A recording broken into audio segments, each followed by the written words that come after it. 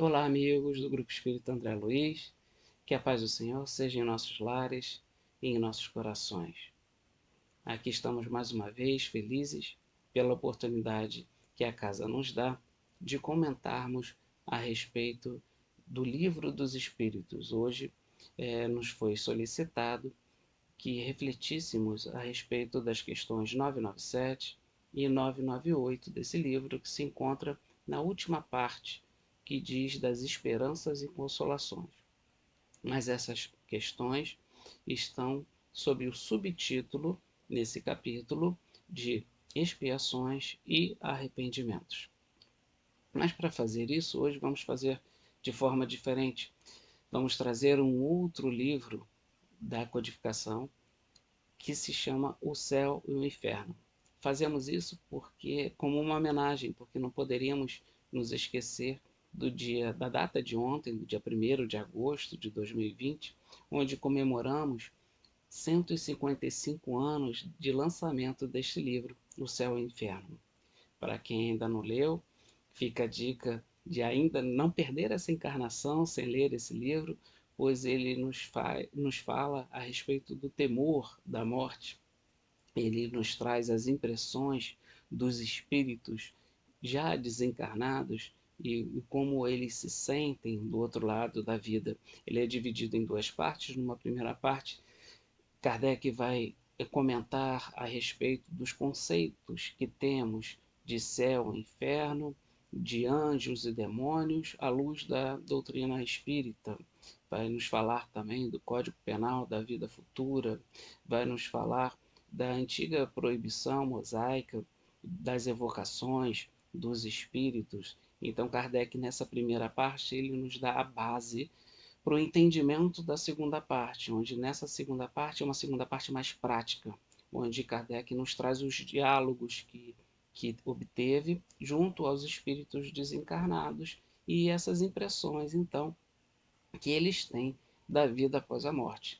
E vamos perceber como são tão diferenciadas essas impressões, mas que guardam estreita ligação com a vida que esses mesmos espíritos tiveram enquanto encarnados. Então, como forma de homenagem a essa data, nós vamos nos utilizar desse livro para comentar as questões 997 e 998. E para iniciar, então, nós vamos começar trazendo uma dessas histórias de um desses espíritos que está nessa segunda parte. E nessa segunda parte ele está categorizado, porque Kardec assim o faz, colocando espíritos que ele entende ainda endurecidos num capítulo, espíritos felizes num outro capítulo, espíritos daqueles que tiraram a própria vida no outro capítulo, que ele chama de suicidas, espíritos medianos no outro capítulo, e esse é dos criminosos arrependidos.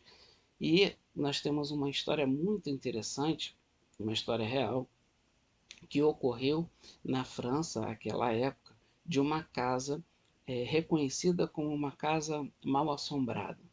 Então, nessa casa, diziam as histórias a respeito dessa casa, que pessoas ali haviam sido assassinadas, e por isso ela era mal assombrada. Ela se encontrava vazia, mas depois foi adquirida por um senhor que, quando passou a viver ali, ele já havia, inclusive, feito um ritual de exorcismo na casa, dada as histórias que corriam a respeito da casa, mas depois de pouco tempo morando naquela casa, ele também vem a morrer, deixando então para essa casa para o seu filho, seu herdeiro. E esse filho então vai até a casa, não liga muito para as histórias, resolve se mudar também para casa, mas logo quando ele se muda para casa, ele está dentro de um dos cômodos, ele recebe uma bofetada no rosto que ele não sabe de onde vem. Isso, logicamente, o assusta muito e ele nunca mais retorna à casa. Então, diante de todos esses acontecimentos, Kardec evoca aquele que seria o espírito que assombrava essa casa. E aí, logo na primeira convocação desse espírito, ele de fato aparece, mas ele aparece tão enraivecido, tão descontrolado, que eles não conseguem trocar nenhum tipo de diálogo, realizar nenhum diálogo com essa entidade. Ele bate na mesa, enfim, e depois se vai. E o mentor espiritual daquela reunião explica que ele vivia num tormento muito atroz, e eles teriam muita dificuldade se quisessem tratar algum diálogo com esse personagem. E aqueles que participavam então dessa reunião perguntam ao mentor se era possível que eles conseguissem então travar esse diálogo, o que eles poderiam fazer. E o mentor então os aconselha que eles orassem por essa entidade e, passado um mês, voltassem a evocá-la, que eles perceberiam as mudanças nessa pessoa, nessa entidade. E assim eles o fazem. E um mês depois, eles voltam a invocar esse que seria o fantasma dessa casa, e ele, de fato, ele vem um pouco mais calmo, é, um pouco menos enraivecido, mas ainda existia uma vidente nessa reunião, e ela percebe que ele vem em frangalhos e traz ainda um punhal nas mãos, e a roupa ensanguentada. O aspecto dele não é nada bom. E ele então começa a contar para os participantes da reunião por que ele estava naquela casa. Na verdade, ele não conseguia sair da casa porque ele guardava um grande sentimento de culpa por ter assassinado o seu próprio irmão enquanto ele dormia, e a sua própria esposa, por causa dos ciúmes que ele tinha dos dois. Ele acreditava que os dois mantinham um caso que nunca foi provado, e ele então assassina os dois. E esse sentimento de culpa, esse remorso por causa desse episódio, fazia com que ele não conseguisse se afastar da casa. Para ele, a morte era um grande inferno. Então é esse inferno que nós temos ainda em nossas mentes. De fato, ele acontecia para essa pessoa, né? Esse homem que havia cometido esses crimes. Logo, então, nessa segunda reunião, ele não dá maiores detalhes, e novamente eles se dirigem ao mentor perguntando quem era aquele ser, então, aquela pessoa que havia cometido esse assassinato, quem ele teria sido numa uma outra encarnação, o que levou ele, então, a cometer esse crime. E então o mentor explica que ele, na encarnação anterior, ele tinha vindo de uma tribo ainda muito selvagem, onde se cometiam muitas brutalidades, existia muitos crimes, inclusive porque eles ainda não tinham essa noção, né, do correto, do certo e do errado, apesar de que nos diz o livro dos Espíritos que as leis de Deus estão em nossa consciência. Então, quando desencarnamos, principalmente, aqueles atos equivocados que praticamos, e ainda em vida, eles ficam martelando em nossas consciências. Mas o fato é que ele era um personagem que era perceptível, e isso os médios da reunião percebiam, que ele tinha a capacidade intelectual dele ainda não era tão grande, ele tinha dificuldades em travar um diálogo melhor, ele tinha dificuldades em concatenar as ideias, ele era assim ainda inferior, por assim dizer, intelectualmente. E aí isso gerou uma curiosidade nos participantes da reunião, porque eles perceberam, eles haviam percebido que as entidades que ali vinham e que eles evocavam, existiam muitas que eram intelectualmente, demonstravam ser superiores, mas que as preces não chegavam até eles, não alcançavam o benefício que eles imaginavam. E aquele que parecia intelectualmente, se apresentava assim inferior, ele, em apenas um mês, as preces operaram uma modificação nele que o fez iniciar, travar esse diálogo e começar então o processo de redenção dessa personagem. Ele depois tem outros encontros, né, nessa reunião, e a cada encontro ele vai melhorando, ele vai demonstrando uma evolução maior e se percebe que o efeito da prece do grupo, dessa reunião, sobre ele é muito grande, ao que o mentor, inclusive, comenta que aquela reunião que teve anteriormente de desobsessão da casa, mas que não era uma desobsessão, na verdade foi um exorcismo, isso de fato nunca funciona, porque ou ele irrita ou ele diverte os espíritos, que o trabalho que eles estavam fazendo de acolhimento daquele espírito, de entender aquele espírito num verdadeiro atendimento fraterno daquele espírito e entoando preces para ele, constantes a cada dia, isso é que estava beneficiando e poderia, dessa forma, aí sim, é, trazer uma facilidade para que ele viesse a sair da casa, porque o que prendia esse espírito à casa era justamente o ocorrido. Ele não conseguia se perdoar pelo que ele tinha feito, justamente porque trazia, nós todos trazemos as leis de Deus em nossa consciência.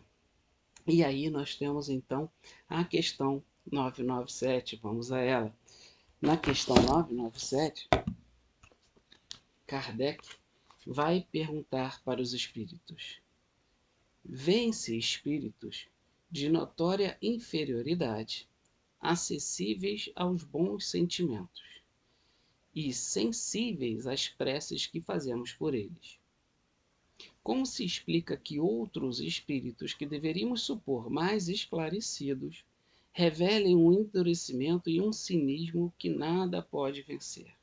Então, Kardec, já experienciado com essas reuniões espíritas, ele percebe justamente isso, que existem espíritos que são superiores intelectualmente, mas que são endurecidos, que são cínicos, e outros de notória inferioridade, mas que são mais acessíveis aos bons sentimentos, e a prece, então, traz um benefício para esses e não para os anteriores. E Kardec quer saber o motivo disso, conforme a história narrada anteriormente. Kardec teve essa experiência e muitas outras. Lendo essas histórias, nós vamos compreender melhor essa questão. E o que os espíritos vão responder a Kardec é justamente isso. A prece só tem efeito em favor do espírito que se arrepende. Ou seja, eles trazem aqui a questão do arrependimento, mostrando que questões intelectuais de nada importam. Se um espírito é superior intelectualmente, ele tem mais cultura, mais conhecimento, não quer dizer que ele vai se arrepender. O que importa para o benefício da prece para esse espírito é justamente o arrependimento. Veja que o espírito da história, num primeiro momento, ele tinha o remorso. O remorso é o caminho para o arrependimento. Remorso vem de, a etimologia da palavra vem de remordere, ou seja, morder novamente o mesmo local. Vocês já passaram por essa situação, acho que todos nós já passamos, de e vez ou outra morder o cantinho da boca, morder a bochecha, e aí depois a gente morde justamente no mesmo local, né, trazendo mais sofrimento. Então o remorso é esse sentimento de culpa, mas que se nós não nos arrependemos, nós ficamos nesse sentimento de culpa e não evoluímos. Foi esse remorso que levou Judas, depois do acontecimento, depois que prenderam Jesus, a ele se suicidar, porque ele não conseguiu passar para o segundo passo, que era que é o do arrependimento. Então ele ficou preso ao remorso. O remorso é esse primeiro passo. Vai nos dizer Kardec, nesse mesmo livro, O Céu e o Inferno, agora na primeira parte, que são três os passos que nós precisamos dar para eliminar as faltas passadas, né? Aqueles momentos em que, como esse espírito, cometeu algum crime ou fez alguma falta grave. E o primeiro passo é justamente o arrependimento. E sem o arrependimento nós não conseguimos sequer avançar. Então, a prece também ela beneficia mais aquele espírito que já se arrependeu, independente das condições intelectuais desse espírito. Então, esse arrependimento não é o remorso. O remorso, como eu disse, é o primeiro passo. O arrependimento traz o movimento de responsabilidade, aquele movimento de querer voltar atrás e fazer diferente, e nas próximas oportunidades, quando aquele acontecimento vier novamente, nós tomarmos diferentes decisões. Funciona mais ou menos assim, trazendo para a nossa vida escolar, não tem muito tempo isso. Então, trazendo para a nossa vida escolar, quando nós vamos evoluindo nos anos, nas séries, essa evolução cada vez mais são dadas matérias, elas vão ficando mais difíceis. Nós começamos lá com a aritmética simples, o mais, o menos, a divisão, né? Depois multiplicação, aí começa a complicar, vem potenciação, radiciação, e aí nos degraus mais elevados nós já estamos falando de integrais, derivadas e outras. Eu relacionei à matemática, mas isso com todas as matérias. Então, a cada passo nós temos provas, temos testes que precisamos cumprir para demonstrar que já sabemos, que compreendemos aquela matéria, pelo menos um determinado nível daquela matéria, tem as médias, né, as notas, já compreendemos aquela matéria e aí sim podemos dar um passo mais adiante. Mas muitas vezes acontece, na minha época chamávamos de dependência, eu acho que ainda tem esse nome, de realizarmos testes, realizarmos provas e mesmo assim chegar ao final do ano, cumprirmos recuperação e não conseguimos então obter um entendimento que nos capacite a evoluir naquela matéria. Então, o que acontece? Nós temos a dependência, nós até avançamos, mas precisamos ainda cumprir aquela prova daquela matéria que nós não compreendemos direito. Então, quando isso acontece, nós nos arrependemos por não termos nos dedicado normalmente, nos termos nos dedicado melhor naquela matéria. E queremos então fazer de novo. Esse fazer de novo é o verdadeiro arrependimento e é quando nós temos então evoluímos para um segundo passo, que é da expiação. Então a expiação, nos diz Kardec, no livro As Instruções Práticas sobre as Manifestações Espíritas, que todas as vicissitudes, todos os reveses, todas as dificuldades que encontramos na vida, elas são provas para darmos passos adiante, passos mais largos, né, para frente, ou são expiações em função das provas que não passamos bem, para trás. Então a expiação não deixa de ser, né? Em verdade ela é uma prova, só que ela se refere a acontecimentos passados, enquanto as provas se referem a preparações para acontecimentos futuros, nos capacitam para acontecimentos futuros, mas a expiação então não deixa de ser uma prova, por isso que toda expiação é uma prova, mas nem toda prova é uma expiação, porque existem essas provas que nos capacitam para a frente, não guarda relação com uma falta anterior.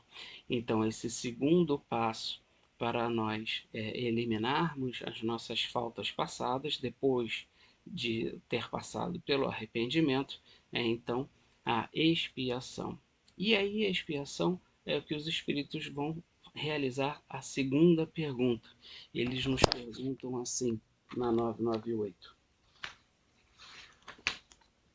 A expiação se realiza no estado corporal, ou seja, enquanto encarnados, ou no estado espiritual? Pergunta de pegadinha de Kardec para os espíritos, né? Então, a expiação, no primeiro momento, nós logo imaginamos, ela se dá no campo da matéria, porque se nós cometemos faltas passadas, nos arrependemos e estamos no segundo passo, que é o da expiação, nós estamos de fato realizando isso na matéria. Mas vão nos dizer os espíritos que não é bem assim. Vamos voltar à história do nosso amigo da Casa Assombrada. Essa história tem muitos detalhes, ela é muito longa e aqui não haveria tempo de nós contarmos todos os detalhes. Mas um dos detalhes que eu não contei é que mais à frente esse espírito já se encontra um pouco melhor e ele declara que aquele punhal que não saía da mão dele e aquelas roupas ensanguentadas, ele já não se vê mais dessa forma. Depois de várias intervenções, de várias evocações, de vários diálogos com aquele grupo de Kardec, ele se sente melhor pela ação da prece daquele grupo também, em direção a ele, e ele então, em determinado encontro, ele declara que já não enxerga dessa forma, que o punhal sumiu da mão dele e que as roupas já não estão ensanguentadas. Então vai nos dizer o mentor dessa reunião, e aqui fica é, uma dica para vocês lerem essa história para descobrir quem é esse mentor, que eu ainda não estou me referindo, mas é uma figura bem conhecida nos meios espíritas e também em outros, mas vocês vão ter que ler a história para descobrir quem é esse mentor que está ajudando a esse espírito e participando dessa reunião. Então, como eu ia dizendo, o mentor diz que, em verdade, ele vivia uma expiação em espírito, porque ele estava, por assim dizer, sofrendo as consequências de um crime realizado enquanto encarnado que a justiça dos homens não foi capaz de identificar, mas que, uma vez no plano espiritual, ele ficava preso a esse redemoinho, a esse remorso, e não conseguindo sair. Então, sendo assim, era uma verdadeira expiação. E é justamente isso que os espíritos vão responder. Eles dizem: a expiação se cumpre durante a existência corporal, por meio de provas a que o espírito se acha submetido. Isso que nós já sabemos. E na vida espiritual, pelos sofrimentos morais inerentes ao estado de inferioridade do espírito. Então, aquela situação que esse espírito vivenciava era, de fato, um grande sofrimento moral para esse espírito. A palavra expiação muitas vezes nos traz, e isso é bom que fique bastante claro, porque nos traz uma ideia pesada de punição, de castigo, que em verdade não. A expiação ela serve para que nós possamos aprender. não é o último passo, como eu falei, são 3 passos. Depois do arrependimento e da expiação, nós temos então a reparação.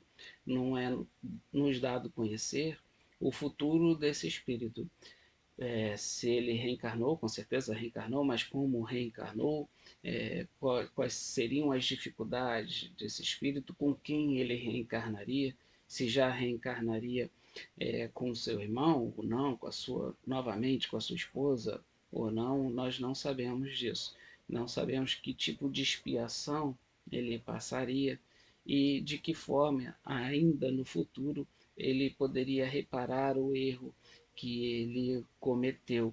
Mas são esses 3 passos, então, que Kardec nos traz que nós precisamos dar, então, para eliminar uma falta do passado. Mas, como eu ia dizendo, a expiação tem esse peso como se fosse uma punição, mas é aprendizado. Mas conseguimos entender o porquê, porque na época dos judeus, lá para trás, na época de Jesus, como é que eles comemoravam o dia do perdão, que é o conhecido Yom Kippur, e também ele leva o nome de dia da expiação, além de dia do perdão. Então, vários rituais eram feitos e dentre esses rituais existia um no qual um bode ele carregava, metaforicamente, ele era despejado sobre ele todos os pecados, todos os erros, né? O sacerdote então dizia que esse bode levaria todos os erros, todos os pecados daquele povo judeu. E no dia então da expiação, o dia do perdão, ele era deixado é, para o deserto, para levar todos os pecados, todos os erros daquele povo, como se não houvesse então responsabilidade sobre os nossos próprios erros. Daí é que vem então a expressão do bode expiatório. Então o bode, coitadinho do bode, que leva então, ele carrega todos os pecados, todos os erros, sem ter culpa nenhuma. Ele é o bode expiatório da questão. Então sempre vem esse peso da expiação, mas que em verdade, estudando a doutrina espírita, nós compreendemos que não passa de um ensinamento. Então é um ensinamento que Deus nos dá a oportunidade de reviver esse ensinamento, de podermos passar novamente pelas mesmas dificuldades, pelos mesmos reveses e muitas vezes até trazer na nossa pele, né, trazer no corpo físico mesmo essas dificuldades para, enfim, alcançar uma compreensão maior do mal que levamos ao outro. E aí, para finalizar, então, que eu estou olhando aqui um reloginho que eu fico vigiando, senão eu passo do tempo, nós vamos trazer a meditação sobre o que nos traz então essas duas questões do livro dos Espíritos para a nossa vida atual, porque eu sempre gosto de trazer essa correlação, porque muitas vezes estudamos o livro dos Espíritos e fica algo muito longe do nosso dia a dia, fica algo que, principalmente quando não estamos nas questões morais, mas de fato não é. Sempre tem um ensinamento muito próximo do nosso dia a dia. E aí eu trago a questão 919, que ainda vamos estudar daqui a pouco, o finalzinho da questão 919A, a questão 919 eu considero como uma das mais importantes de O Livro dos Espíritos, onde ele nos diz no finalzinho da 919A qual é o objetivo do livro dos espíritos. Então, esse livro que hoje estudamos, essas duas questões, os espíritos nos trouxeram com um único objetivo que é dito no finalzinho dessa questão. Eles dizem assim: sei haver muitos que dizem ser positivo o presente e incerto o futuro. Ora, esta é exatamente a ideia que estamos encarregados de eliminar do vosso íntimo, visto desejarmos fazer que compreendais esse futuro de modo a não restar nenhuma dúvida em vossa alma. Por isso, foi que primeiro chamamos a vossa atenção por meio de fenômenos capazes de ferir-vos os sentidos, que era das mesas girantes, e que agora vos damos instruções que cada um de vós se acha encarregado de espalhar. Com este objetivo é que ditamos o livro dos Espíritos. Então, qual é o objetivo do livro dos Espíritos? Por que eles nos trouxeram o livro dos Espíritos?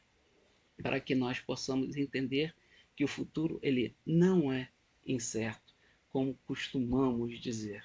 O futuro ele é determinado pelas ações, todas as ações que trazemos no presente, que realizamos no presente. Então, de acordo com essas ações, de acordo com as nossas faltas, de acordo com nossas propensões, nossas ações no bem, é que vai determinar a nossa vida no futuro. O futuro é bem certo, de acordo com o que fazemos agora. Que possamos então meditar nesse período o que temos feito até então de nossas vidas, como temos procedido em relação aos nossos familiares, aos nossos amigos, em relação a nós mesmos. E se temos buscado melhorarmos a nós mesmos, que é o propósito da doutrina espírita. Então, que a paz do Senhor seja com todos nós, hoje, agora, para todo sempre. Que assim seja.